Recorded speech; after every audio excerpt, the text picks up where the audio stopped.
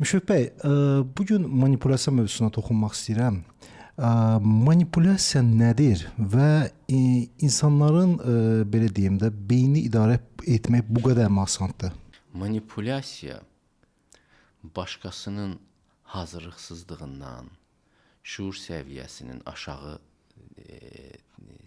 levellərdə olmasından istifadə edərək öz məqsədləri üçün alətə çevirməkdir başqasını. Başqasından istifadə etməkdir. Manipulyasiya etmək asandır, əgər insan bir şey istəyirsə. Məsələn, o balığın vəziyyətindədirsə ki, onu qurtla qarmağa keçirmək mümkündür.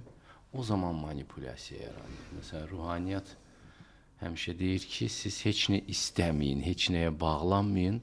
O zaman sizi şeytan manipulyasiya da eləyə bilməyəcək.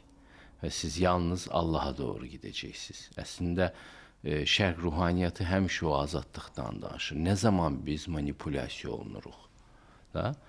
Biz o vaxt manipulyasiya oluruq ki, biz Allaha bağlı deyilik. Dünyadakı şeylərdən umacağımız var, insanlardan umacağımız var, Allahdan başqa.